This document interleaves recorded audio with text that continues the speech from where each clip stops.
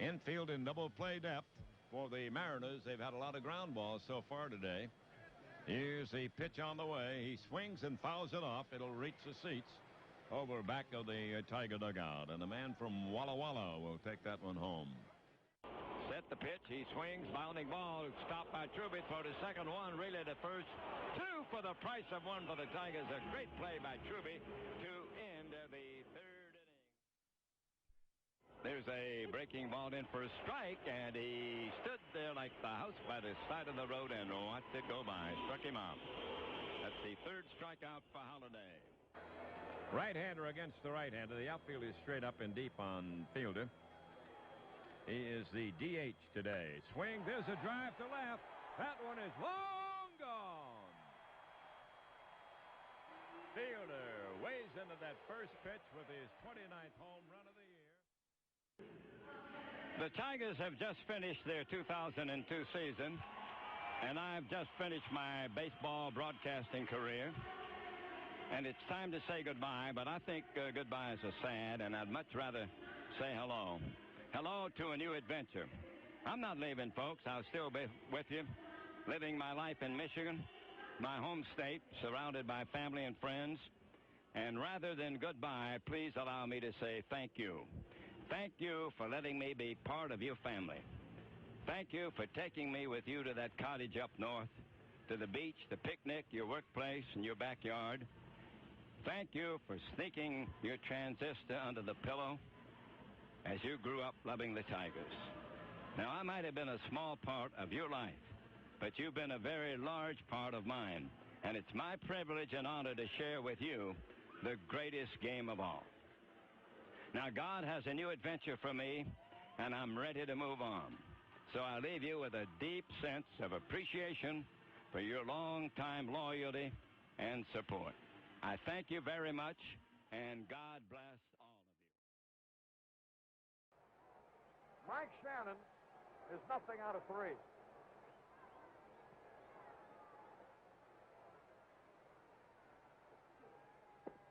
Fastball low.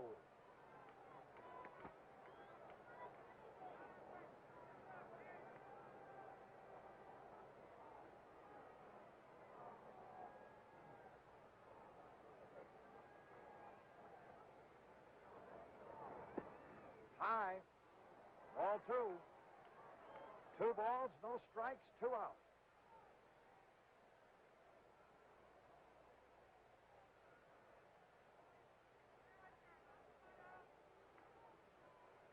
The Detroit Tigers, 1 out away from the World's Championship. Fastball in there. Harry, we can't see the bullpen. The Tiger bullpen delegation is no longer out there. They're beyond the wall, but they're looking through a gate. But I don't believe they've had a man warming up today. So confident that they've been in Lowell.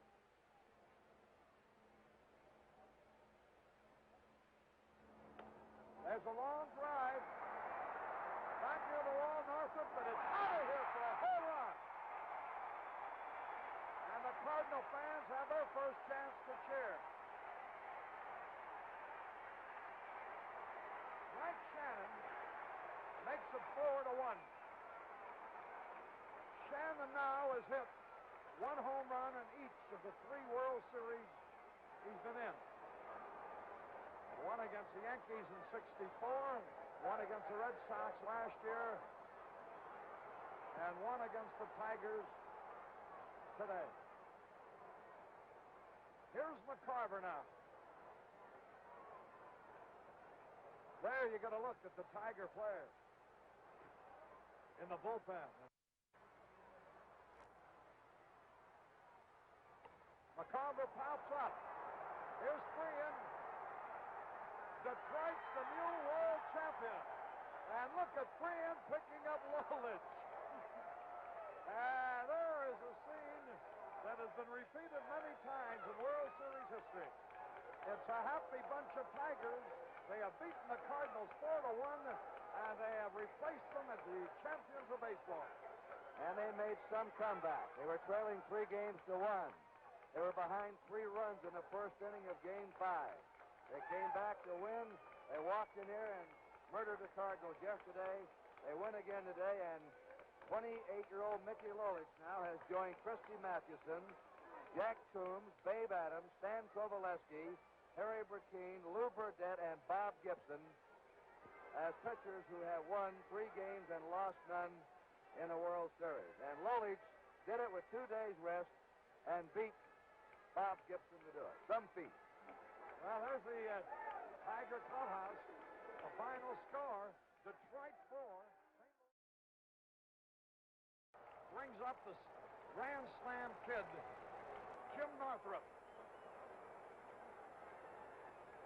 He's had 2 homers and 6 runs batted in the series. He had 21 homers and led his team in runs batted in during the season with 90. He's had 1 out of 9 against the pitching of Gibson, and that was a home run. That was the only run that Gibson's permitted in this series.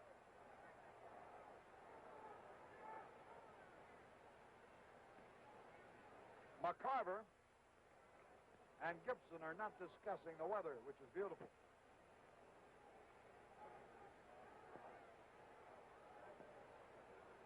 Northrup hits the ball to all fields.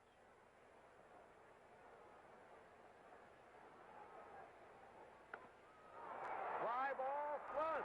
Hey, he almost scored, and he misjudges it over his head. 2 runs are going to score. The same thing that almost happened earlier in the game to Jim Northrup, and now it has happened to one of the greatest defensive center fielders in baseball, Curt Flood. As he started over, something happened to his underfooting. Watch this now. He catches his spike, see, and he nearly fell down. And that cost him gauging the ball. Flood very rarely has ever misjudged the ball out there, but when he stumbled on his way, it threw him out of his path. He couldn't get back. The ball sailed over his head, and the Tigers now have 2 runs in the 7th, and this all came after 2 outs. A sidewinding right-hander with a snarling fastball and hissing curve, Jim Bunning was Rookie of the Year for the 1955 Detroit Tigers. Bunning was Detroit's ace for 9 seasons, leading the league in strikeouts twice and hurling a no-hitter against the Bo Sox in 1958. When Bunning was dealt to the Phillies in 1964, he delighted in the senior circuit's low-down strike zone. Bunning variously paced the National League in strikeouts, shutouts, and innings pitched. He finished 4th in lifetime strikeouts and is the only pitcher to win an all-star game for each league. But the jewel of Bunning's 17-year career was a Father's Day present to himself in 1964 when Jim crafted a perfect game against the Mets. Jim Bunning, he never threw a pitch that didn't wiggle or snap. As a Major League manager, Sparky Anderson has had